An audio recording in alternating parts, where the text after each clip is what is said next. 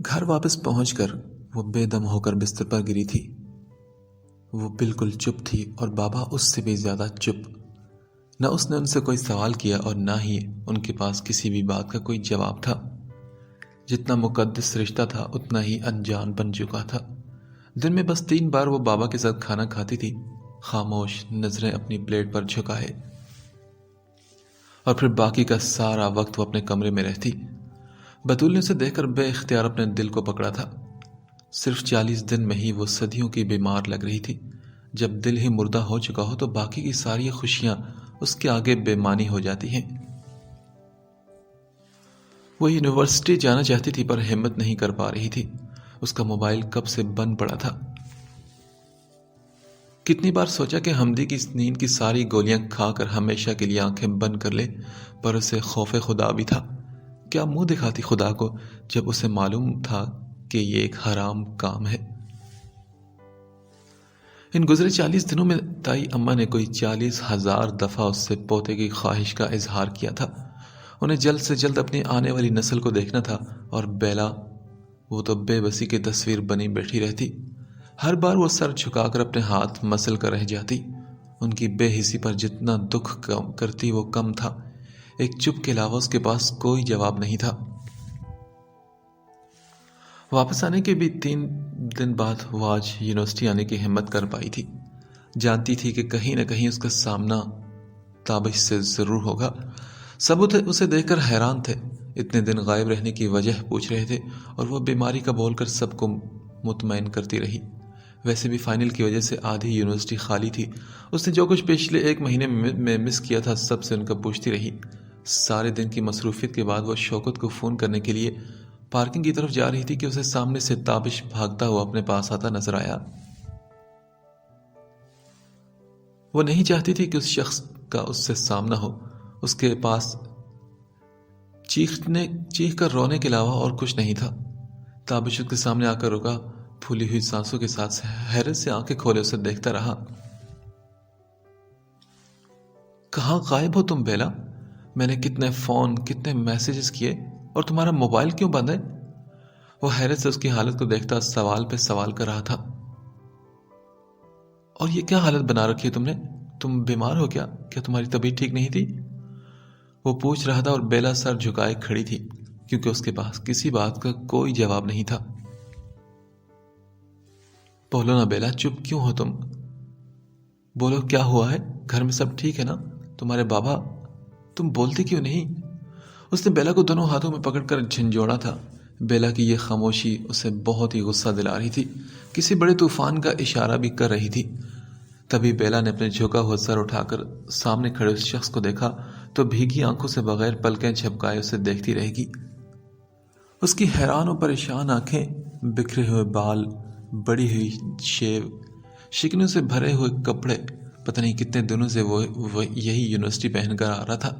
سامنے کھڑا تابش اسے اپنے آپ سے بھی زیادہ بری حالت میں دکھا تھا۔ پلیز مجھے بتا دو بیلا، آخر ہوا کیا ہے؟ میں بہت پریشان ہوں، 1 مہینے سے میں ڈھنگ سے سو نہیں پایا۔ اس کی بے بس سی آواز سنائی دی تو دکھ بیلا کی آنکھوں میں تیرنے لگا۔ اس نے آہستہ سے اس کے ہاتھ اپنے کندھوں سے ہٹائے، اپنے سر کو اور جھکایا تھا کہ اس کی آنکھوں میں دیکھنے کی اس میں ہمت نہیں تھی۔ تابش، میری شادی ہو گئی ہے۔ کپ کپاتی آواز کے ساتھ اس نے سامنے کھڑے تابش کا دل سینے سے نکال کر جیسے زمین پر پٹخا تھا۔ کیا کہا تم نے؟ کیا ہو گئی ہے؟ اسے اپنی خود آواز سنائی نہیں دی تھی۔ بیلا ایک بار پھر چپ ہو گئی تھی۔ وہ اپنے ذہن میں اس کے الفاظ کو دہراتا رہا۔ بولو بیلا، تم کیا کہہ رہی ہو؟ یہ کب ہوئی؟ کہاں؟ اس کی آواز کا درد اور تکلیف بیلا کو سن کرنے لگا تھا۔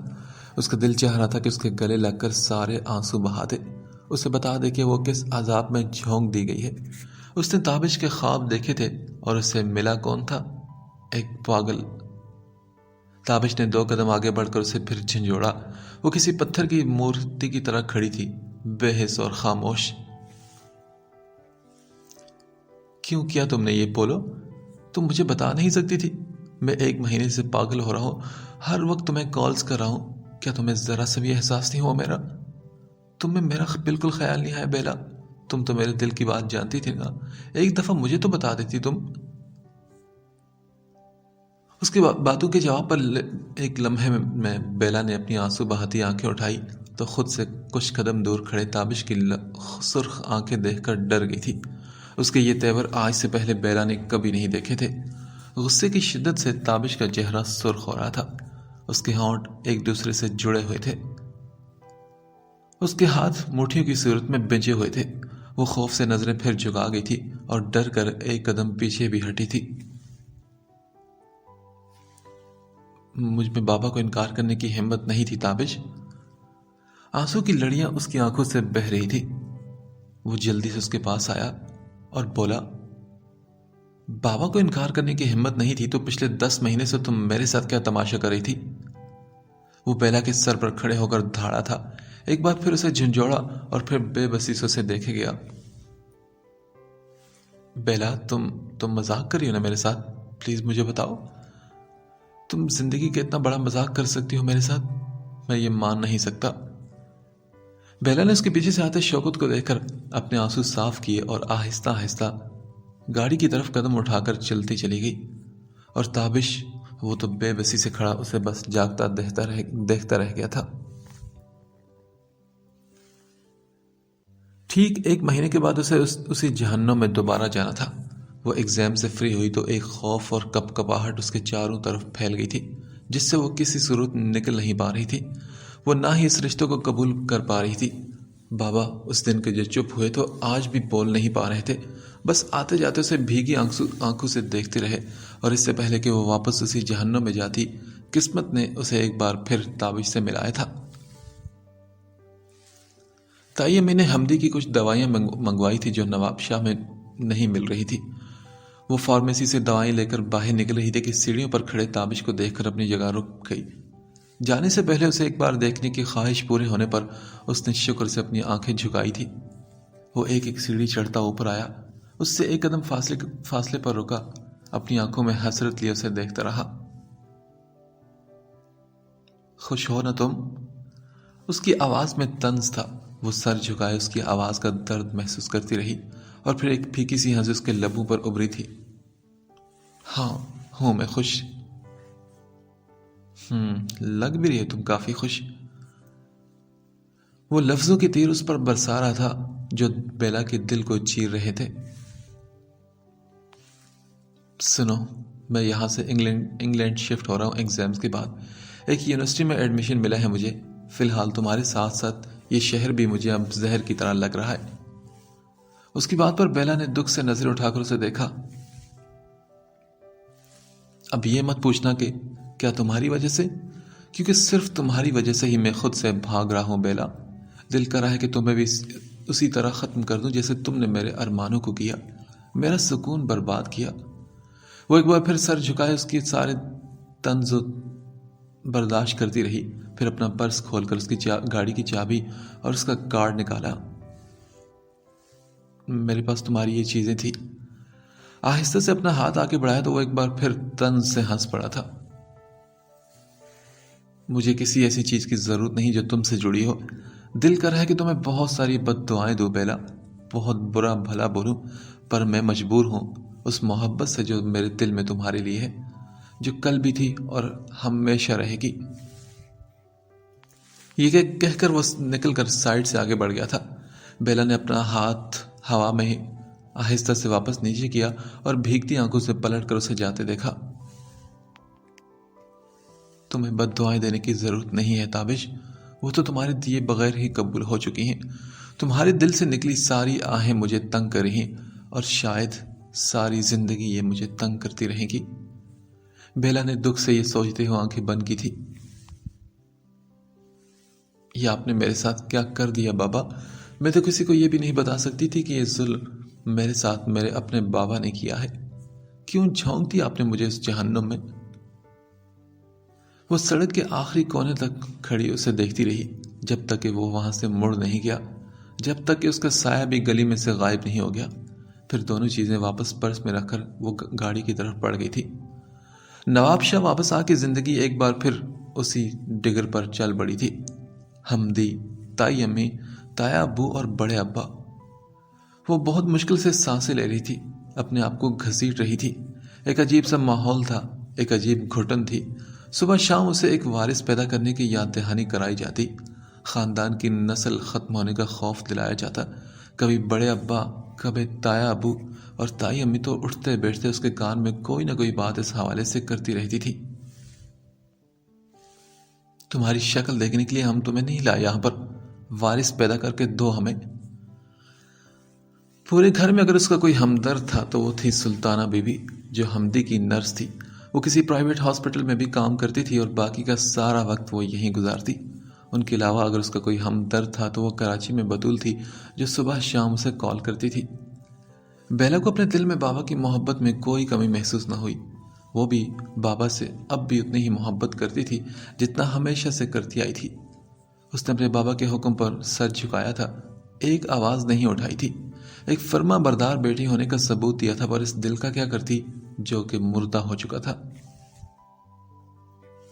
اس کا دل تابش کی محبت سے بھرا تھا، اب اس کے کسی کام کا نہیں تھا۔ وہ اس دل سے اسے ہمیشہ آہیں اور سسکیاں سنائی دیتی تھی۔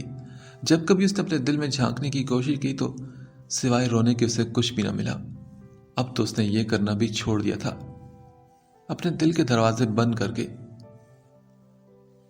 اس پر تالے لگا کر اس نے دل کو کسی کونے میں پھینک دیا تھا، اور اس کے ساتھ اپنی ہنسی، خوشی اور آنکھوں کی چمک، اپنی زندہ دلی اور ہر وہ چیز جو کبھی بیلا کی شخصیت کا حصہ تھی، دل کے ساتھ ہی کسی کونے میں دفن ہو گئی تھی۔ اس نے آہستہ آہستہ زندگی سے سمجھوتا کرنا شروع کر دیا تھا، اپنے آپ کو حمدی کا عادی بنانا شروع کر دیا تھا۔ اس کا ہر کام اس نے اپنے ذمہ لے لیا، اس کا کھانا پینا، کپڑے، وقت پر دوائیں، ہر وہ چیز جس کی ذمہ داری سلطانہ بی بی پر تھی، بیلا نے اپنے سر پر لے لی تھی۔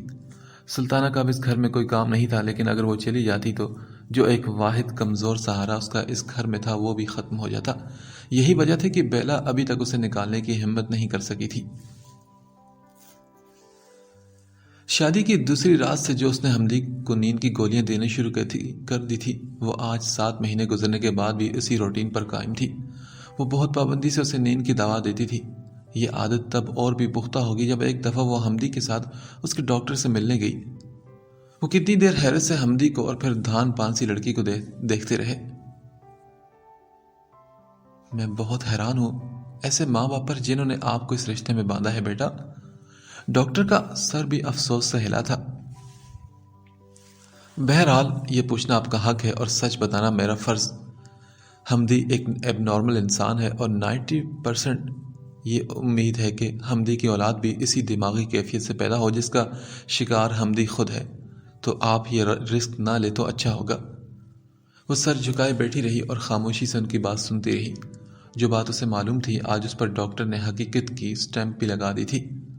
حمدی کو لے کر وہ واپس گھر آ گئی۔ اس کا دل دھواں دھواں ہو رہا تھا۔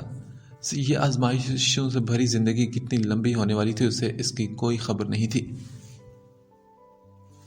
سلطانہ تو سارا رستہ اسے شدید تکلیف میں دیکھ کر اس کے لیے دعائیں کرتی رہی۔ اس کا اندازہ ہو چلا تھا کہ ڈاکٹر نے بیلا کو کیا کہا ہوگا، اور پھر اس رات بیلا جو سجدے میں گری تو صبر کی ساری حدیں ٹوٹ گئی تھی۔ یا اللہ، ایک بار مجھے یہ بتا دے کہ میرا قصور کیا تھا، کیوں محروم رکھا مجھے اپنی سب سے بڑی نعمت سے۔ یا اللہ، تو ہر ایک کو نوازتا ہے، میں تو پھر تیرے ماننے والوں میں سے تھی۔ تو نے تابش کو مجھ سے الگ کیا، میں چپ رہی۔ حمدی کو میری قسمت میں لکھ دیا، میں نے اف تک نہیں کی۔ جو لکھا تھا اسے منظور کیا، پر اب میں نہیں کروں گی۔ میں لڑوں گی تجھ سے، روز لڑوں گی۔ دیکھتی ہوں کہ کب تک تم میری بات نہیں سنتا۔ آخر کیوں لکھی میری قسمت ایسی؟ اب اس کی لڑائی، ساری لڑائی اوپر والے سے تھی۔ بابا سے سارے شکوے خود بخود ختم ہو گئے تھے۔ صدقے اور سجدے لمبے ہوتے چلے گئے۔ زندگی کی ساری حسرتیں سمٹ کر بس ایک دعا بن گئی تھی کہ یا اللہ مجھ پر رحم کر دے۔ کبھی کبھی ایسا بھی ہوتا کہ جب اس کا دل بہت گھبرا جاتا تو اپنا موبائل کھول کر گزرے وقتوں کے میسیجز اور تابش کی مسڈ کال دیکھ کر اس کے لب مسکرا اٹھتے۔ وہ ایک ایک میسیج کو دوبارہ پڑھتی پھر ہنستی تھی۔ اس سے الگ ہوئے تقریباً 1 سال ہونے والا تھا۔ وہ سوچتی تھی کہ اب تو وہ انگلینڈ بھی جا چکا ہوگا۔ وہ اس کی تصویر پر انگلیاں پھیر کر رہ جاتی۔ سلطانہ گھر میں اس کے ساتھ ہونے والے سلوک پر بھی حیران تھی۔ آخر ایک دن اس سے ہمت کر کے پوچھ بیٹھی، نہیں سلطانہ، کوئی خاص بات نہیں تھی۔ تائی امی بابا سے اپنی بہن کی شادی کروانا چاہتی تھی۔ بابا نے انکار کر دیا اور اپنی پسند کی شادی کر لی۔ نہ کبھی کسی نے امی کو پسند کیا اور نہ ہی مجھے۔ اس کے علاوہ میرے ساتھ اس سلوک کی کوئی اور وجہ نہیں۔ وہ حمدی کے کپڑے طے کرتے ہوئے اس سے باتیں کر رہی تھی۔ اچھا، تو اس کا بدلہ انہوں نے آپ کی شادی حمدی سے کروا کر لیا نا؟ پر سبحان صاحب نے آپ کے ساتھ یہ ظلم کیوں کیا بی بی صاحبہ؟ یہ تو نا انصافی ہے نا؟ سلطانہ کی بات پر اس کے ہاتھ چلتے چلتے رکے تھے۔ مڑ کر ایک غصے بھری نگاہ سلطانہ پر ڈالی۔ تم اپنا کام کرو سلطانہ، یہ کہتی اٹھ کر کمرے سے باہر نکل گئی۔ اس نے لوگوں سے شکوہ کرنا چھوڑ دیا تھا۔ اس کی روز روز کی بڑھتی ہوئی پریشانیوں میں ایک نئی پریشانی کا اضافہ ہوا تھا جس کا نام تھا صفدر۔ وہ تائی اماں کا بھانجا تھا۔ وہ 10 دن سے گھر میں تھا اور بیلا کی جان عذاب میں تھی۔ اسے ہر وقت صفدر کی بولتی نظروں کا سامنا تھا۔ اٹھتے بیٹھتے ہر جگہ وہ غیر محسوس طریقے سے اس کے پاس آنے کی کوشش کرتا تو بیلا پوری جان سے کانپ جاتی تھی۔ کبھی اس کا رستہ روک لیتا اور کبھی اس کا ہاتھ پکڑنے کی کوشش کرتا۔ وہ شدید خوف اور الجھن کا شکار تھی۔ صفدر کی نظریں اسے اپنے جسم کے آر پار ہوتی نظر آتی۔ آج بھی صبح سے گھر میں سناٹا تھا۔ بڑے ابا اور تایا ابو کراچی گئے تھے اور تائی امی محلے میں کہیں گم تھی۔ وہ دوپہر کا کھانا بنا کر فارغ ہوئی تو گرمی کی شدت سے نہانے کے لیے چلی گئی۔ نہا دھو کر باہر نکلی تو بیڈ پر حمدی کے ساتھ صفدر کو بیٹھے دیکھ کر اس کے ماتھے پر بل پڑے تھے۔ اس کا استری ہوا دوپٹہ بیڈ پر صفدر کے پیروں کے نیچے دبا تھا۔ اپنے سر سے تولیہ اتار کر بیلا نے کندھوں پر ڈھکا اور چلتی ہوئی بیڈ تک آئی۔ تم باہر نکلو میرے کمرے سے۔ اس نے دروازے کی طرف انگلی اٹھائی تو صفدر بیڈ سے اٹھ کر بیلا کے سامنے آ کر کھڑا ہو گیا۔ اس سے پہلے کہ وہ اپنا دوپٹہ اٹھاتی صفدر نے اس کا گولا بنا کر زمین پر پھینک دیا۔ وہ گھبرا کر پیچھے ہٹی اور حمدی کو جھنجھوڑا۔ حمدی اٹھو، کھڑے ہو تم۔ یہ جانتے ہوئے بھی کہ حمدی اس کی کوئی مدد نہیں کر سکتا، اس نے پھر بھی مدد کے لیے اس کے لمبے چوڑے وجود کو ہلایا، پر وہ ابھی تک بیڈ پر لیٹا ہوا تھا۔ کوئی فائدہ نہیں اس سب کا بیلا۔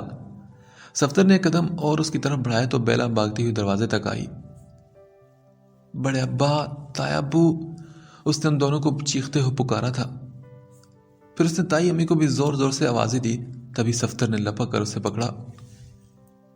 میں نے کہا نا کوئی فائدہ نہیں سب کا، گھر پہ اس وقت کوئی بھی نہیں، تم جتنا مرضی چاہو چلا لو۔ وہ خباثت سے ہنستا ہوا اس کی گھبراہٹ دیکھنے لگا تو بیلا کی جان ہوا ہو گئی تھی۔ مشکل سے اپنا آپ اس سے چھڑاتی وہ بھاگ کر پھر حمدی کے پاس آئی، اسے کھینچ کر کھڑا کیا۔ حمدی پلیز کچھ کرو، دیکھو یہ کیا کر رہا ہے میرے ساتھ۔ بیلا اسے جھنجھوڑنے لگی تو صفدر نے پھر سے اسے اپنی طرف گھسیٹا تھا۔ تم اس سے کیا امید لگائے بیٹھی ہو؟ اگر یہ کسی قابل ہوتا تو آج میں یہاں کیوں ہوتا میری جان؟ اور بیلا کو دیکھتے ہی دیکھتے حمدی اٹھ کے اپنی دنیا میں مگن کمرے سے باہر نکلا۔ وہ چیخ چیخ کر اسے آوازیں دیتی رہے گی، حمدی رک جاؤ۔ پھر وہ صفدر کی طرف گھوم کر بولی، تم چھوڑو مجھے کمینے انسان۔ صفدر کا منہ نوچتے اس نے اس پر تھپڑوں کی بارش کی تھی۔ اپنی پوری جان لگا کر اس نے صفدر کے ہاتھوں پر اپنے ناخن گاڑے تھے۔ اس کی گرفت ڈھیلی ہوتے ہی اسے زور سے دھکا دیتے ہوئے کمرے سے باہر نکل کر بھاگی۔ صفدر اسے گالیاں دیتا اس کے پیچھے بھاگا تو وہ جلدی سے سیڑھیاں نیچے اتر کر حمدی سے ٹکرائی تھی۔ اس کے دیکھتے ہی دیکھتے حمدی ایک چیخ کے ساتھ نیچے گرتا چلا گیا۔ آخری سیڑھی پر لگی گرل کا کونا اس کے سر میں لگا تھا۔ بیلا منہ پر ہاتھ رکھے پھٹی پھٹی آنکھوں سے نیچے بے ہوش پڑے حمدی کو دیکھتی رہ گئی۔ وہ لوہے کی گرل سے ٹکرایا تھا، اس کے سر سے بری طرح خون نکلنے لگا تھا۔ بیلا جلدی سے اتر کر نیچے آئی اور ٹھیک اسی وقت تائی امی بھی گھر کا دروازہ کھول کر اندر آئی تھی۔ ایک دم سے ہنگامہ مچ گیا تھا پورے گھر میں۔ تائی امی سینے پر ہاتھ مارتے ہوئے بے ہوش حمدی کو دیکھتی رہی۔ موقع کی مناسبت سے صفدر نے اسے اٹھا کر گاڑی میں ڈالا۔ سب سے قریبی ہاسپٹل سلطانہ بی بی کا ہی تھا۔ تائی امی حمدی کے رونے دھونے سے باہر آئی تو ان کا دھیان بیلا کی طرف آیا۔ تو نے یہ جان بوجھ کر کیا ہے نا؟ تو یہی چاہتی ہے کہ میرا بیٹا مر جائے؟ وہ سارا رستہ اسے کوستی رہی اور وہ روتے روتے سر ہلاتی رہی۔ حمدی کے سر پر شدید چوٹ لگی تھی۔ اس کے گرنے سے گرل کا کونا کنپٹی میں گھسا تھا جس کی وجہ سے اس کی کوئی رگ پھٹ گئی تھی۔ خون کسی بھی طرح بند نہیں ہو رہا تھا۔ اسے ایمرجنسی میں لے گئی تو بیلا اس نئی مصیبت اور پریشانی پر بے قراری سے رو پڑی۔ 2 گھنٹے تک وہ باہر بیٹھی رہی جب تک کہ ڈاکٹر نے اسے ٹانکے لگا کر کمرے میں شفٹ نہیں کر دیا۔ وہ ابھی بھی خطرے سے باہر نہیں تھا۔ زخم اتنا گہرا تھا کہ اس میں انفیکشن ہونے کا خطرہ تھا اسے آئی سی یو میں شفٹ کیا تو تایا ابو اور بڑے ابا کے ساتھ اسے بابا بھی کمرے میں داخل ہوتے نظر آئے۔ وہ انہیں دیکھ کر جلدی سے ان سے لپٹی تھی۔ بابا میں نے جان بوجھ کر کچھ نہیں کیا، یہ غلطی سے ہو گیا تھا۔ وہ کمرے میں کھڑے سبھی لوگوں کو دیکھ کر خوف زدہ تھی۔ بڑے ابا، تایا ابو، صفتر اور تائی امی۔ سبحان صاحب اسے خاموشی سے لے کر ایک کونے میں بیٹھ گئے تھے۔ وہ صفتر کی وجہ سے آج تیسرے دن بھی گھر نہیں گئی تھی۔ یہی سوچا تھا کہ جب تک حمدی ہاسپٹل میں رہے گا وہ یہیں رہے گی۔ حمدی کا بخار کسی صورت نہیں اتر رہا تھا، اس کے زخم میں انفیکشن ہو گیا تھا۔ ڈاکٹرز اس کی حالت سے بہت پریشان تھے۔ اس رات وہ 2 بجے کے قریب سلطانہ کو دیکھنے نکلی۔ جب سے حمدی یہاں ایڈمٹ ہوا تھا سلطانہ بھی دن رات کی ڈیوٹی ہاسپٹل میں ہی دے رہی تھی، بس شام میں کچھ وقت کے لیے اپنے گھر چلی جاتی۔ بیلا کوریڈور سے گزری تو ایمرجنسی میں کچھ شور سنائی دیا، وہیں اسے سلطانہ بھی نظر آئی تھی۔ آوازیں سن کر بیلا باہر رک گئی اور تھوڑی دیر بعد سلطانہ سر ہلاتی باہر آئی۔ کیا ہو سلطانہ، یہ شور کیسا ہے؟ اس نے پردے سے اندر جھانکنے کی کوشش کی تو وہ بولی، کیا بتاؤں بی بی، خدا کبھی کسی کو غریب نہ بنائے، اور جو غریب بنائے تو کوئی مجبوری نہ دے۔ اس کی بات سن کر بیلا کو حیرت ہوئی تھی۔ وہ تو ویسے بھی حمدی کی وجہ سے آج کل بہت پریشان تھی۔ اس پر رات کے 2 بجے سلطانہ کا غریبی پر لیکچر سن کر اسے غصہ آ گیا تھا۔ سلطانہ بات کیا ہے؟ کون ہے اندر؟ بتاؤ مجھے۔ پتہ نہیں، اندر ایک عورت ہے بی بی، پتہ نہیں کون چھوڑ کر اسے چلا گیا ہے۔ اس کی ڈیلیوری ہونے والی ہے اور ریسپشن پر کوئی اسے نہیں لے رہا۔ بول رہے ہیں کہ پیسے جمع کراؤ پھر فائل بنے گی۔ وہ حیرت سے اس کی بات سنتی رہی۔ یہ کیا بات ہوئی سلطانہ؟ اسے ڈاکٹر کی ضرورت ہے، فائل وغیرہ تو بن جائے گی نا، کسی ڈاکٹر کو تو بلاؤ تم۔ بیلا نے شیشے کے پاس دروازے کے پار ایک درد سے تڑپتی عورت کو دیکھا۔ جاؤ، جا کر کسی سے بات کرو۔ اگر ہاسپٹل میں بھی انسانیت نہیں ہوگی تو پھر کہاں ہوگی؟ اس سے بات کر کے وہ خود ہی ایمرجنسی کا دروازہ کھول کر ریسپشن کی طرف بڑھی تھی۔ کاؤنٹر پر بیٹھا آدمی دونوں ہاتھوں پہ سر رکھے سو رہا تھا۔ بیلا نے زور سے اس کی ٹیبل بجائی۔ بات سنو، یہ جو ایمرجنسی میں عورت آئی ہے اس کو تم ایڈمٹ کیوں نہیں کرے؟ سامنے بیٹھے شخص کی نیند میں کوئی فرق نہیں پڑا تو بیلا نے دوبارہ ٹیبل بچھا کر اسے اٹھانے کی کوشش کی۔ اٹھو تم، یہ تمہارے سونے کا ٹائم نہیں، تم ڈیوٹی پر ہو اس وقت۔ وہ غصے سے چلائی تو اس آدمی نے اپنا سر اٹھایا۔ میڈم، آپ کے رشتہ دار ہے کیا وہ؟ اس نے آنکھیں مسلتے ہوئے بیلا سے پوچھا تو بیلا کو جیسے آگ لگ گئی تھی۔ کیا مطلب ہے تمہارا کہ وہ میری رشتہ دار ہے؟ تمہیں نظر نہیں آ رہا کہ وہ کتنی تکلیف میں ہے؟ عجیب بے حس انسان ہو تم، سنائی نہیں دے رہا تمہیں؟ وہ ایک بار پھر ڈیسک پر ہاتھ مار کر چیخی تو اس آدمی نے اپنی نیند سے بھری آنکھوں سے اسے گھورا تھا۔ بات سنیں بی بی، نہ تو یہ سرکاری ہاسپٹل ہے اور نہ ہی کوئی خیراتی ادارہ، یہ ایک پرائیویٹ ہاسپٹل ہے۔ میں دیکھ چکا ہوں اسے، 2 خون کی بوتلیں لگیں گی، ساری دوائیں، کمرے اور لیبر روم کا کرایہ اور پھر ڈاکٹر کی فیس، سب ملا کے 32,000 بنتے ہیں۔ اسے جا کر لے آئیں اور آپ اور پیسے جمع کروا دیں، میں ابھی فائل بنا کے اسے کمرے میں بھیج دیتا ہوں، جائیں آپ۔ اپنی بات ختم کر کے وہ پھر سونے کے چکر میں تھا۔ بیلا نے افسوس سے سر ہلاتے اسے کہا، تمہیں شرم نہیں آتی یہ سب کہتے ہوئے؟ میڈم، مجھے شرم آنے کے پیسے نہیں ملتے، کام کرنے کے پیسے ملتے ہیں، اور ایسے تو نہ جانے کتنے صبح شام آتے ہیں، نہ کوئی آگے ہوتا ہے نہ پیچھے، گندے لوگ، پتہ نہیں کون چھوڑ کے چلا گیا ایسے، صبح تک زندہ بھی رہے گی کہ نہیں۔ وہ شخص یہ بولا تو بیلا صدمے اور دکھ سے اسے دیکھ کر رہ گئی۔ ایک بار پھر وہ باہر ایمرجنسی کی طرف لوٹی تھی۔ سلطانہ بی بی وہیں کھڑی تھی۔ یہاں تو یہی حال ہے بی بی، آپ سوچ نہیں سکتی کہ کبھی کبھی دل خون کے آنسو روتا ہے۔ ایک نظر اس عورت پر ڈال کر پھر واپس پلٹ کر کاؤنٹر تک گئی، اسے پھر سے سمجھانے کی کوشش کی۔ دیکھو بھائی، میری بات سنو، وہ بہت تکلیف میں ہے، انسان تو ہے نا وہ، چاہے کتنی ہی بری کیوں نہ ہو، تمہیں کتنا ثواب ملے گا اگر تم اس کی مدد کر دو۔ اس نے اب کی بار اپنا لہجہ دھیما کیا تو وہ تنگ ہو کر بولا، اف کیا مصیبت ہے یار۔ کتنی دیر تک اسے گھورتا رہا اور پھر بولا اچھا تو آپ خود کیوں نہیں کماتے یہ ثواب؟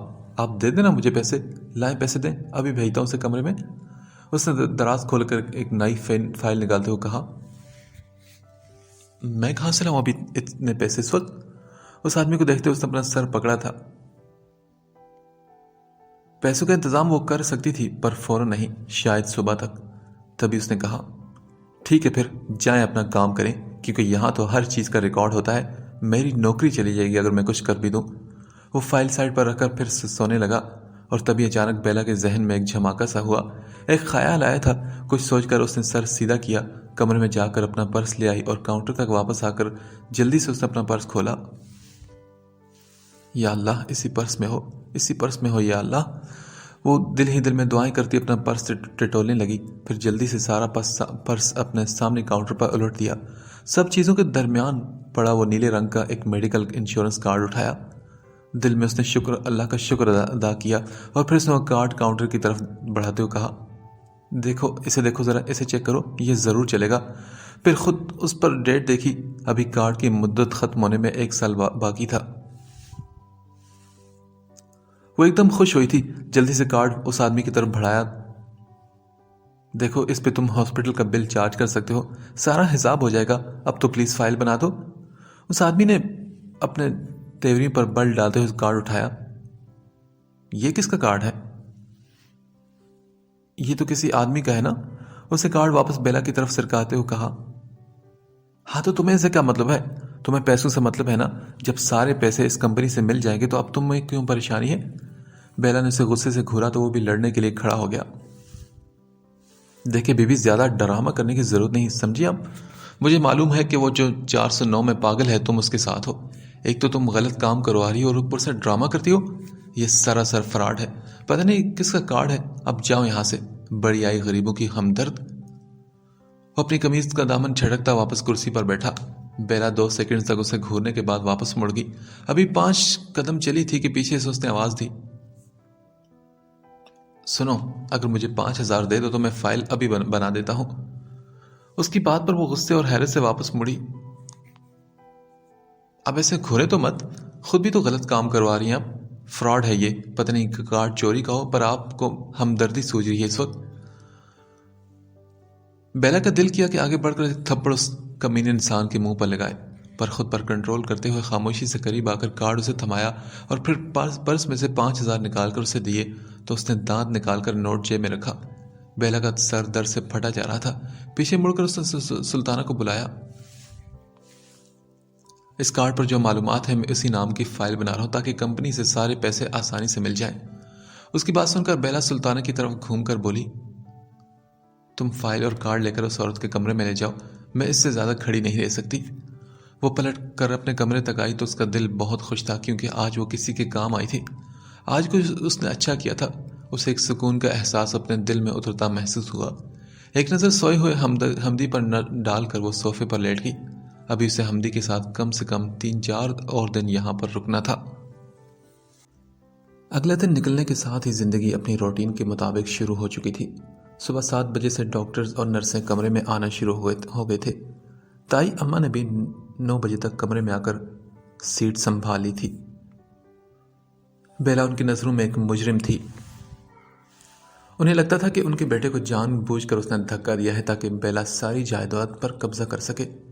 حمدی کے مرنے کے بعد وہ خاندان کی اکیلی وارث بچتی تھی. ان کے کان بھرنے میں صفدر کا بھی کافی رول تھا. جتنی دیر وہ کمرے میں بیٹھی رہتی بیلا حمدی کے سرہانے کرسی ڈالے وہیں جمی رہتی. اسے مستقل تائی امی کی شعلے اگلتی نظروں کا سامنا کرنا تھا. کون سا ایسا تانا اور ایسی بات نہیں تھی جو وہ ان گزرے 4 دنوں میں سن نہ چکی ہو.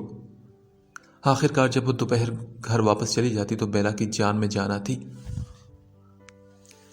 آج اس نے سلطانہ سے اپنے کپڑے منگوائے تھے. مستقل 4 دن سے ایک ہی کپڑوں میں اسے گھبراہٹ ہونے لگی تھی. سلطانہ کی ڈیوٹی 12 بجے کے بعد شروع ہوئی تو اسے دیکھ کر بیلا نے سکون کی سانس لی. نہا دھو کر تازہ تم ہو گئی تھی وہ. سلطانہ ڈیوٹی کے دوران مستقل کمرے کا چکر لگا لیتی تھی. ابھی بھی وہ کچھ دیر پہلے آئی تھی اور بول رہی تھی, بیلا بی بی کل رات جو عورت آئی تھی نا وہ تو اس دنیا سے ہی چل بسی. اس کی بات سن کر قرآن پڑھتی بیلا نے سر اٹھایا تھا. کیا یہ کیا کہہ رہی ہو تم؟ اور وہ بچہ کیا وہ بھی؟ دکھ اور تکلیف سے بیلا کی آواز بھاری ہو گئی تھی. ارے نہیں بی بی, لڑکا ہوا ہے اس کا آج صبح ہی. بہت پیارا ہے ماشاءاللہ سے. میں تو دیکھتی رہ گئی, بالکل چاند چہرہ ہے اس کا. سلطانہ کی آنکھیں بچے کے ذکر پر چمکی تھی. لیکن دیکھو نا بی بی, کیا نصیب لے کر آیا ہے بیچارہ. پیدا ہوتے اس کی ماں مر گئی. اب اس غریب کو تو خبر بھی نہیں کہ کون سی نئی قیامت اس پر آنے والی ہے۔ یہ ہاسپٹل والے تو اس کے ساتھ۔ سلطانہ بات کرتے کرتے اپنی بات کو ادھورا چھوڑ گئی تھی۔ کیا مطلب سلطانہ؟ کیا کریں گے یہ ہاسپٹل والے؟ بیلا اپنی جگہ سے اٹھ کھڑی ہوئی تھی۔ ارے بی بی کیا بتاؤں، پتہ ہے یہ سب کے سب بے حس اور ذلیل لوگ ہیں۔ یہاں سے تو ماں باپ کے ہوتے ہوئے بچے کڈنیپ ہو جاتے ہیں، وہ تو غریب لاوارث ہے، بیچ دیں گے اسے لوگ کہیں۔ وہ حمدی کا بستر جھاڑتے ہوئے ایسے بتا رہی تھی جیسے کوئی مکان، دکان یا فروٹ سبزی بیچنے کی بات کر رہی ہو۔ بیلا تڑپ کر اس کے پاس آئی۔ یہ کیا کہہ رہی ہو تم؟ اس بچے کو بیچ دیں گے؟ ایسا کیسے کر سکتے ہیں وہ لوگ؟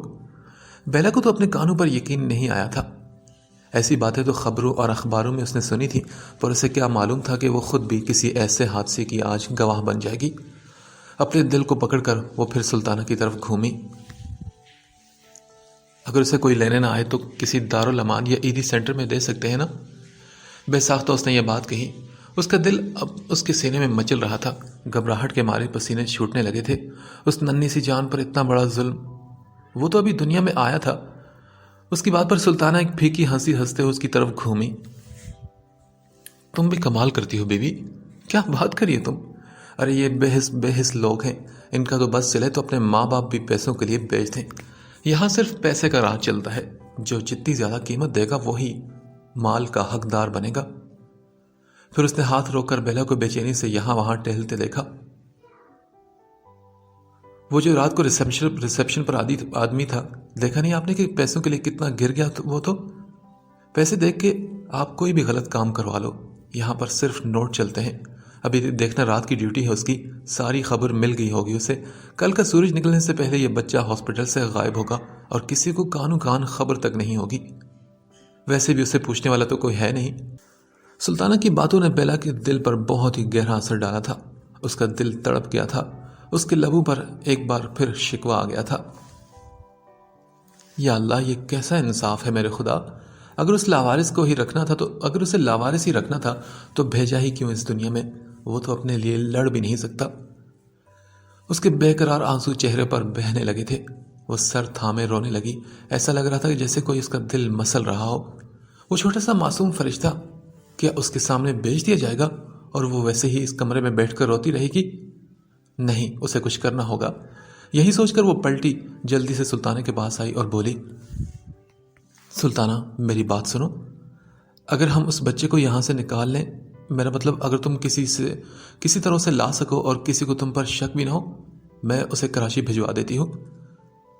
پھر اس نے اپنے سینے پر ہاتھ رکھا، اس کی آنکھیں آنسو سے بھر چکی تھی۔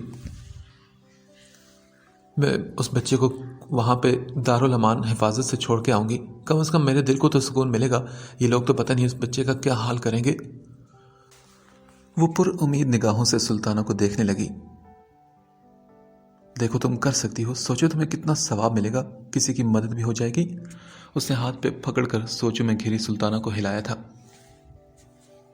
کیا سوچ رہی ہو سلطانہ؟ جلدی بتاؤ، ایسا نہ ہو کہ دیر ہو جائے۔ سلطانہ اپنی سوچوں سے باہر آئی تھی۔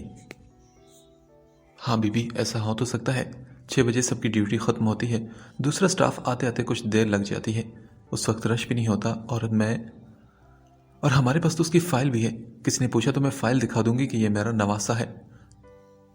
پر بیلا بیبی، وہ کراچی کیسے جائے گا؟ سلطانہ ہنستے مسکراتے یہ بات کہنے کے بعد بیلا سے بولی تھی، بس وہ تم مجھ پر چھوڑ دو، تم اس بات کا دھیان رکھو، تم فائل مکمل کرواؤ، میں تمہیں کال کرتی ہوں، جاؤ اب تم یہاں سے اس پر نظر رکھنا۔ سلطانہ کو بھیج کر اس نے بطول کو کال کی۔ السلام علیکم بطول، میری بات دھیان سے سنو، زیادہ سوال جواب مت کرنا، تم ابھی کے ابھی شوکت کو لے کر کراچی سے نکلو فوراً، بابا سے کہنا کہ میں نے بلایا ہے، اور ایک چھوٹے بچے کے لیے، مطلب 1 دن کے بچے کے حساب سے جو تم خرید سکو، دودھ، کمبل، فیڈر، جو بھی، پر جلدی یہ سب کچھ ساتھ رکھ کر لانا۔ ابھی 1 بجا ہے اور تمہیں 6 بجے سے پہلے ہر حال میں میرے پاس ہونا ہے، ٹھیک ہے؟ تم میری بات سمجھ گئی ہو نا؟ اسے یہ خبر بھی نہیں تھی کہ وہ بات کرتے کرتے رو بھی رہی تھی۔ اپنی بات مکمل کر کے جب سکون ہوا تو ایک سانس لے کر وہ ہنس پڑی اور حیرت سے اپنے چہرے کی نمی کو دیکھا۔ ہاں سب خیریت ہے بطول، بس سمجھ لو کہ کسی بے سہارا کی مدد کرنی ہے، تھوڑا ثواب کمانا ہے۔ دل کی بے قراری تو ابھی ختم نہیں ہوئی تھی، پر بطول سے بات کر کے اسے کچھ تسلی ہو گئی تھی۔ وضو کرنے کے لیے وہ باتھ روم میں گھسی۔ وہ خیریت سے کراچی پہنچ جائے پھر میں سے خود ایڈی سینٹر چھوڑ آؤں گی، بس ان لوگوں سے وہ بچ جائے۔ ایک نظر بے ہوش پڑے حمدی پر ڈال کر وہ نفل پڑھنے کھڑی ہوئی تھی۔ آج اس کی ساری دعائیں اس معصوم بچے کے لیے تھی۔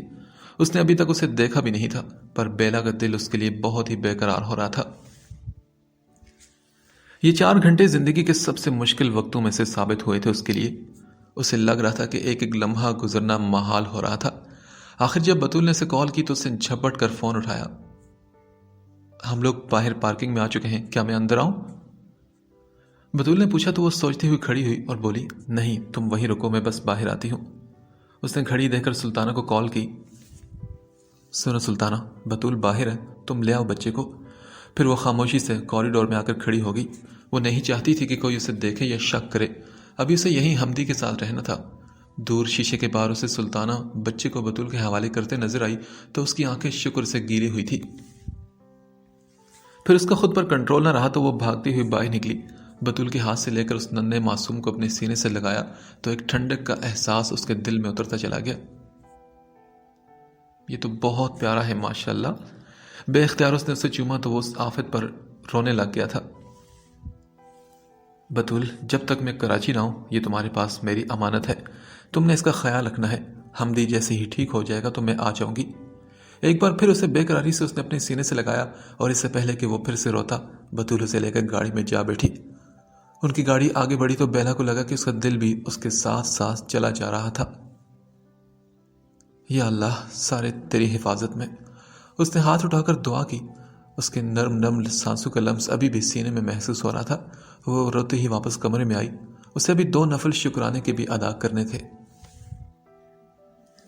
اور پھر اس رات ہاسپٹل میں ہونے والی ہلچل اور تیز تیز آوازوں نے بیلا کو یہ احساس دلا دیا تھا کہ اس نے کتنا ٹھیک کام کیا تھا، کیونکہ کچھ عجیب و غریب قسم کے لوگ اس کاؤنٹر والے لڑکے کے ساتھ پورے ہاسپٹل میں گھومتے پھر رہے تھے، ہر کمرے میں جھانک جھانک کر دیکھ رہے تھے، سبھی نرسوں کو پکڑ پکڑ کر سوال کر رہے تھے۔ سلطانہ کی ڈیوٹی ختم ہو چکی تھی اس لیے وہ وہاں نہیں تھی۔ بطول نے بھی خیریت سے کراچی پہنچنے کی اطلاع دے دی تھی۔ بیلا نے ایک بار پھر خدا کا شکر ادا کیا تھا۔ اسی رفتار سے 3 دن اور گزرے ہوں گے کہ جب اس پر ایک اور مصیبت ٹوٹی تھی۔ دنیا کی نظر میں تو شاید مصیبت ہی کہی جائے گی، پر بیلا کے لیے وہ بالکل بھی نہیں تھی مصیبت۔ وہ فجر کی نماز سے فارغ ہو کر ایک بار پھر سونے کے لیے لیٹی تھی۔ کل رات سوتے سوتے اسے کافی دیر ہو گئی تھی۔ اسے عجیب سی بے چینی کا احساس ہو رہا تھا، اوپر سے وہ ننھا منا بچہ بھی اسے بہت یاد آ رہا تھا۔ وہ گہری نیند میں تھی جب کوئی بہت زور کی چیز اس پر گری۔ شدید تکلیف کے احساس سے وہ ہڑبڑا کر اٹھی تو تائی امی اس پر جھکی اسے دونوں ہاتھوں سے نوچ رہی تھی۔ پڑ گئی ٹھنڈک تیرے کلیجے میں، مل گیا تجھے سکون منحوس کہیں کی، کھا گئی تم میرے بیٹے کو۔ وہ اسے بری طرح مار رہی تھی، اس کو کبھی منہ پر کبھی کمر پر، اور بیلا کچھ نہ سمجھتے ہوئے بس اپنے آپ کو بچانے کی کوشش کر رہی تھی۔ مر گیا ہے میرا بیٹا، خوش ہو جا تم، کھا گئی تو اسے، جان بوجھ کے تو نے مارا ہے نا اسے۔ بیلا نے حیرت سے بیڈ کی طرف دیکھا جہاں ڈاکٹر حمدی کے منہ پر کپڑا ڈال رہے تھے۔ وہ ایک قدم پیچھے ہٹی تو ایک بار پھر تائی امی اس پر بری طرح جھپٹی تھی۔ اچھا خاصا تھا میرا حمدی، تو نے مارا ہے اسے، تو چاہتی تھی نا کہ تیری جان چھوٹ جائے، اب تو بھی مر جا منحوس کہیں گی۔ وہ اس پر برس رہی تھی اور اپنا غم اس پر نکال رہی تھی، اور وہ تو سن ہو کر ان سے مار کھائی جا رہی تھی۔ اگر کمرے میں موجود ڈاکٹرز اور نرسیں انہیں نہ پکڑتے تو شاید آج بیلا کا جنازہ بھی حمدی کے ساتھ ہی اٹھ جاتا۔ وہ حمدی کی میت کے ساتھ گھر پہنچی تھی۔ سب کی کڑی نظروں کا سامنا کرنا پڑا تھا اسے، بڑے ابا، تایا ابو، تائی امی اور صفدر کی ہوس اگلتی لال نظریں، پر اسے کسی کی پرواہ نہیں تھی۔ حمدی اس کا شوہر تھا اور آخری وقت تک اس کے ساتھ رہنا چاہتی تھی وہ۔ اس کے بعد جنازے وغیرہ کا مرحلہ تھا، پتہ نہیں اتنی ہمت کہاں آ گئی تھی اس میں، ابھی تک ایک آنسو بھی اس کی آنکھ سے نہیں گرا تھا۔ وہ چاہتی تھی کہ رو لے پر اسے رونا نہیں آ رہا تھا، وہ تو بس چپ تھی۔ اس کے بابا بھی آ چکے تھے۔ وہ خاموشی سے عورتوں میں بیٹھ گئی، آس پاس کی عورتیں اسے خاموش دیکھ کر اپنی اپنی ذہنی حیثیت کے حساب سے باتیں کر رہی تھی۔ کسی کو اس پر ترس آ رہا تھا تو کسی کو لگا تھا کہ اس کی جان چھوٹ گئی ہے۔ عورتوں کے دھیان تسبیح کے دانوں میں کم اور بیلا کے پرسکون چہرے میں زیادہ تھے، اور وہ تو بس چپ تھی۔ جب حمدی کی میت کو دفن کرنے کے لیے اٹھایا گیا تو اس کی آنکھوں میں بے اختیار آنسو گرے تھے۔ اس رشتے کے علاوہ ایک اور بھی حوالہ تھا جو اس کا حمدی کے ساتھ تھا، کزن کا، تایا کے بیٹے کا۔ وہ رو اس لیے نہیں رہی تھی کہ وہ بیوہ ہو چکی ہے، بلکہ اس لیے کہ اللہ نے حمدی کی زندگی آسان کر کے اس پر رحم کر دیا تھا۔ چاہے وہ کتنی ہی زندگی جی لیتا، پر اس کی حالت سدھرنے والی بالکل نہیں تھی۔ بیلا تو آنکھوں میں آنسو لیے اسے جاتا دیکھتی رہی۔ 3 دن کے سوگ کے بعد اس نے خاموشی سے اپنا سامان سمیٹا تھا۔ جو کچھ مختصر سا اس کے پاس اس گزرے 1 سال میں جمع ہوا تھا، زیادہ تر اس کے کپڑے ہی تھے۔ راتوں رات اس نے ایک بیگ میں بھر لیا، اور جب بابا نے جانے کے لیے بڑے ابا اور تایا سے اجازت لینی چاہی تو وہ بھی خاموشی سے آ کر گاڑی میں بیٹھ گئی۔ سیٹ پر سر رکھ کر اس نے آنکھیں بند کر لی تھی۔ ہر طرف بہت ہی ہنگامہ ہوا تھا، بہت شور مچا تھا، سبھی چیخے چلائے تھے۔ اسے مذہب، عدت، شرع، اسلام سب کا خوف دلایا گیا تھا، پر اس نے اپنی آنکھیں نہیں کھولی۔ وہ اسی طرح آنکھیں بند کیے بیٹھی رہی۔ وہ پہلے بھی بہت کچھ سن چکی تھی، سب کو دیکھ چکی تھی، پر اب جب حمدی ہی نہیں تھا تو اسے یہاں ایک پل بھی نہیں رہنا تھا۔ وہ اپنے دل اور ضمیر دونوں سے مطمئن تھی۔ صرف 2 لوگوں کی وجہ سے بیلا وہاں تھی۔ ان میں سے ایک حمدی تھا جو جا چکا تھا، اور دوسرا اس کے بابا۔ سبحان صاحب نے ایک نظر اس پر ڈال کر سب سے اجازت لی۔ بیلا کو یقین تھا کہ وہ آج آخری بار نواب شاہ سے کراچی تک کا سفر کر رہی تھی۔ اسے جاتے جاتے بھی صفدر اور تائی امی کچھ کہتے نظر آئے۔ صفدر اسے اپنی لال آنکھوں سے گھورتا ہوا نظروں میں ہی دھمکیاں دے رہا تھا، پر اس کا دھیان صرف سامنے روڈ کی طرف تھا۔ کراچی پہنچتے ساتھ ہی وہ سجدے میں گری تھی۔ اسے یقین نہیں آ رہا تھا کہ وہ کس عذاب سے نکل آئی ہے۔ اسے خدا کا شکر ادا کرنا تھا۔ ذہنی ٹینشن اور پریشانی سے شدید بخار اسے ہو چکا تھا۔ تائی امی کی مار کے نشانات ابھی بھی اس کے جسم پر تازہ تھے۔ صفدر کی لال گھورتی آنکھیں مستقل اس کی سوچوں پر سوار تھی۔ وہ 3 دن تک بخار میں رہی۔ بطول اور بابا مستقل اس کے سر پر کھڑے تھے۔ 3 دن میں بابا کی فیملی ڈاکٹر 4 چکر لگا چکے تھے۔ چوتھے دن اس کی حالت کافی بہتر ہوئی تھی، اور آج اس کی آنکھیں ذرا سے کھلی تھی۔ شام کو بطول نے سہارا دے کر اسے بیڈ پر بٹھایا اور سوپ کا پیالہ ٹیبل پر رکھ کر اسے زبردستی پلانے کی کوشش کی۔ وہ بے دلی سے منہ بناتی آج بھی ضرور واپس کمبل میں گھس کر سو جاتی اگر اسے ایک بچے کی رونے کی آواز اپنی طرف متوجہ نہ کرتی۔ اس نے حیرت سے پاس کھڑی بطول کو دیکھا تو وہ مسکرا کر بولی، ایسے کیا دیکھ رہی ہیں؟ یہ آپ ہی کی تو امانت ہے، چھوٹا منا۔ یہ سنتے ہی اس کے دل میں ایک دم جان پڑی۔ اس نے بے ساختہ اپنے دل پر ہاتھ رکھا۔ ارے بطول، میں تو اسے بھول ہی گئی تھی۔ وہ فوراً کمبل ہٹا کر کھڑی ہوئی، پاؤں میں چپلیں ڈالی۔ کہاں ہے وہ؟ مجھے بتاؤ، جلدی کرو۔ پھر اس کا دھیان گیسٹ روم کی طرف گیا جہاں وہ مستقل اکیلے رہنے پر رو رہا تھا۔ بطول بھی سوپ کا پیالہ رکھ کر پیچھے پیچھے چلی آئی تھی۔ ہلکے نیلے رنگ کے کمبل میں لپٹا وہ زور اور شور سے شور مچا رہا تھا۔ شاید اسے بھوک لگی تھی۔ بیلا نے جلدی سے آگے بڑھ کر اسے اٹھایا اور ایک پیار بھری نظر اس کے گلابی وجود پر ڈالی۔ وہ مچل مچل کر چیخ چلا کر اپنے ہر انداز سے سب کو اپنی فریاد سنا رہا تھا۔ بیلا ہنستے اسے چومنے لگی تو اسے اپنی طبیعت کا خیال آیا۔ گھبرا کر اسے بطول کے ہاتھ میں دیا۔ اوہ شٹ، میں تو خود بھی بیمار ہوں بطول، اسے تم ہی سنبھالو فی الحال۔ پھر ایک قدم پیچھے ہٹ کر وہ کرسی پر بیٹھی۔ اتنے میں بطول اس بچے کا دودھ تیار کر چکی تھی۔ فیڈر منہ میں جاتے ہی اس کا ہنگامہ بند ہوا اور اس لمحے بیلا اپنی ساری تھکن اور پریشانی بھول چکی تھی۔ مستقل ایک مسکراتی نظر اس چھوٹے سے مننے پر تھی جس نے ساری انگلیاں زور سے اپنی مٹھی میں دبا رکھی تھی۔ اسے دیکھتے ہوئے بیلا نے سائڈ ٹیبل پر رکھے سامان کے ساتھ پڑی ہوئی اس کی فائل اٹھائی، جسے کھولتے ہی وہ طوفانوں کی زد میں تھی۔ آج اگر کوئی بیلا کو یہ کہہ دیتا کہ چاند کی جگہ سورج رات میں طلوع ہوا ہے تو وہ شاید اس بات پر یقین کر لیتی، کیونکہ نظروں کے سامنے جو لکھا تھا اس پر یقین کرنا ناممکن تھا۔ یہ کیسے ہو سکتا ہے؟ اس نے پھٹی پھٹی آنکھوں سے فائل پر لکھی تفصیل دیکھی۔ اتنی زور سے اسے چکر آیا کہ اپنے آپ کو سنبھالنے کے لیے اسے دیوار کا سہارا لینا پڑا۔ فائل اس کے ہاتھ سے زمین پر گر گئی تھی۔ بطول جلدی سے اس کے پاس آ کر بولی، کیا ہوا بیٹا، ٹھیک ہو؟ اٹھو، جا کر کمرے میں آرام کرو۔ وہ بیلا کا پیلا پڑتا چہرہ دیکھ کر پریشان ہونے لگی، جو پوری طرح آنکھیں کھولے اس فائل کو دیکھ رہی تھی۔ فائل میں ماں باپ کے ناموں کی جگہ اپنا اور تابش کا نام دیکھ کر اس کی آنکھوں میں آنسو آ چکے تھے۔ پھر کچھ زمین پر گرا تھا۔ حیرت سے زمین پر پڑے اس کارڈ کو دیکھا اور ہاتھ بڑھا کر اس نے کارڈ اٹھایا اور کارڈ پر تابش کا نام پڑھ کر اس نے دوبارہ برتھ سرٹیفکیٹ کی طرف دیکھا۔ کچھ آوازیں اس کے ذہن میں گردش کرنے لگی تھی۔ جو انفارمیشن کارڈ پر ہے میں اس کی فائل بنا رہا ہوں تاکہ پیسے ملنے میں کوئی مسئلہ نہ ہو۔ اسے کاؤنٹر والے لڑکے کی کہی گئی بات یاد آئی تھی۔ تو کیا اس کارڈ پر میرا نام بھی تھا؟ اس نے حیرت سے پھر کارڈ کو دیکھا۔ کہیں اس کی یادداشت میں ایک جملہ گونجا تھا، یہ کارڈ رکھ لو تم، اس پر تمہاری فائل ہے۔ اس نے اپنا گھومتا ہوا سر پکڑا تھا۔ تو کیا اس رات تابش نے مجھے اپنی... اس سے آگے وہ سوچ نہیں سکی تھی۔ فائل ہاتھ سے چھوٹ کر نیچے گری تو دونوں ہاتھوں میں اپنا چہرہ چھپا کر بے آواز رو پڑی تھی۔ بطول حیرت سے اسے دیکھتی رہی۔ سوئے ہوئے مننے کو واپس بیڈ پر لٹا کر وہ بیلا کے پاس آئی تھی۔ کیا ہوا بیٹا، ایسے رو کیوں رہی ہو؟ بیلا کو اپنے آنسو پر کوئی کنٹرول نہیں تھا۔ وہ تو دل کی ناکام حسرتوں پر رو رہی تھی، اپنے ٹوٹے ہوئے خوابوں پر رو رہی تھی، جو قسمت میں لکھا تھا اس پر رو رہی تھی۔ روتے روتے بطول کے سینے سے لگ کر بولی، بطول اس فائل پر میرا نام لکھا ہے، یہ دیکھو۔ اس نے روتے ہوئے فائل اٹھا کر بطول کے سامنے کی اور پھر اسے ہونٹوں سے چوم کر اپنے سینے سے لگایا۔ کچھ دیر بعد اس نے سر اٹھایا اور گھٹنوں کے بل جلتی ہوئی بیڈ تک آئی۔ ہاتھ بڑھا کر آہستہ سے اس نے ننھے فرشتے کو اپنے قریب کیا، اس کا کمر ہٹا کر اس کے دونوں ہاتھ پیر چومے۔ بند آنکھوں سے گرتے ہوئے آنسو کے ساتھ اسے اپنے پاس تابش کی خوشبو بکھرتی ہوئی محسوس ہوئی تھی۔ اس مننے کو چومتے ہوئے آج اسے وہی احساس ہوا تھا جو اسے تابش کے قریب ہوا تھا، اس کے سینے میں چھپ کر ہوا تھا، اور جب اس کے چہرے کو اپنے ہاتھوں میں لے کر تابش نے اسے پیار کیا تھا، وہ تو کبھی اس احساس اور اس لمحے سے باہر نہیں نکل سکی تھی۔ آج ایک بار پھر وہ اسی لمحے کی گرفت میں تھی، تابش کی باہوں کے حصار میں تھی، اسی رستے پر اس کا ہاتھ تھامے ہوئے، اور یہ چھوٹا سا وجود نہ جانے کیسے ان دونوں کے ناموں سے جڑ گیا تھا۔ بطول سے آنکھیں بند کیے ایک ساتھ روتے اور ہنستے دیکھے جا رہی تھی۔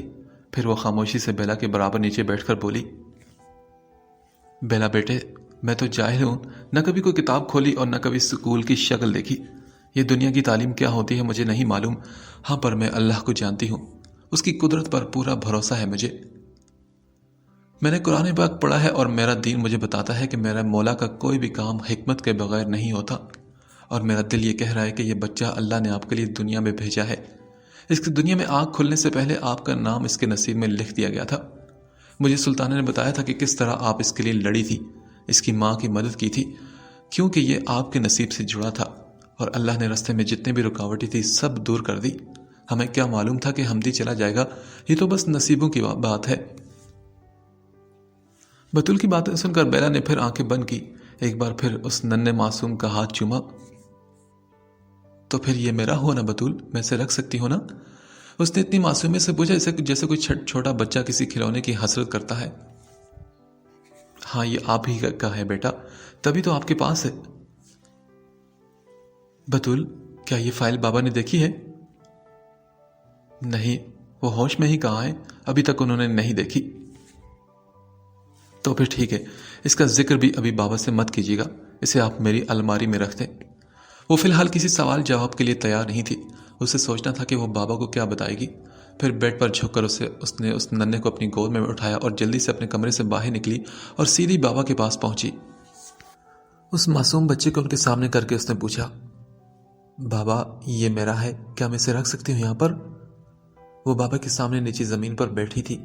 سبحان صاحب اپنے غلط فیصلے سے اپنی بیٹی کو پہلے ہی اتنی تکلیف دے چکے تھے کہ اب اس کی طرف ایک گرم نگاہ بھی اٹھانے کی ہمت نہیں کر سکتے تھے۔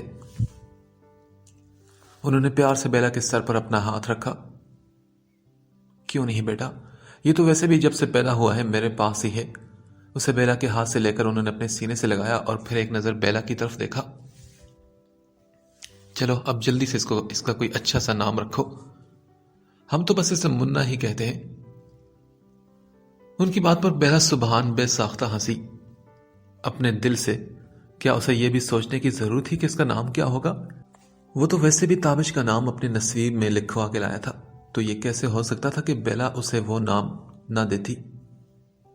اس کے کانوں میں تابش کی آواز گونجی تھی اور تبھی وہ بے اختیار کہہ اٹھی، بابا اس کا نام مازن ہوگا۔ ماشاءاللہ، مازن، جس کا مطلب ہے بوندوں سے بھرے بادل۔ سبحان صاحب نے اپنی بیٹی کے چہرے کو دیکھتے ہوئے کہا، ہاں بابا، مازن۔ اور مازن تابش حسنین بیلا کی زندگی کا وہاں سے حصہ بن گیا۔ مازن کے آنے سے وہ زندگی کے سارے دکھ بھول چکی تھی، ہر غم کہیں پیچھے رہ گیا تھا۔ اس نے مازن کو دل و جان سے اپنایا اور سارا دھیان اس کی طرف کر دیا۔ اس کی زندگی ایک دم سکون میں آ گئی تھی۔ بطول ہر وقت اس کے ساتھ تھی۔ ایک دن رات کو سبحان صاحب نے اسے اپنے پاس بلایا اور جو ان کے منہ سے نکالا، بیلا کتنی دیر بغیر پلکیں جھپکے انہیں دیکھتی رہے گی۔ اس کے بابا نے ان سے معافی مانگی تھی۔ بابا بس آپ ایسا مت کہیں، اور ان کے سینے پر سر رکھ کر وہ رو پڑی تھی۔ آپ یہ کیوں کہہ رہے ہیں بابا؟ مجھے آپ سے کوئی شکایت نہیں، اگر مجھ سے کوئی غلطی ہوئی ہے تو آپ مجھے معاف کر دیں۔ نہیں بیٹا، غلطی تو مجھ سے ہوئی ہے، مجھے احساس ہے کہ میں نے تمہارے ساتھ بہت زیادتی کی، مجھے ایک پل چین نہیں ملتا، میں نے تمہیں اللہ کے حوالے کیا بیلا۔ ان کے آنسو تکیا بھگو رہے تھے اور اسے اللہ کے حوالے کر کے انہوں نے واقعی اپنی آنکھیں ہمیشہ کے لیے بند کی تھی، ایسے کہ اگلے دن کا سورج بھی انہیں دیکھنا نصیب نہیں ہوا تھا۔ کچھ مہینے سکون سے گزرنے کے بعد آج پھر سے بیلا پر یہ قیامت ٹوٹی تھی۔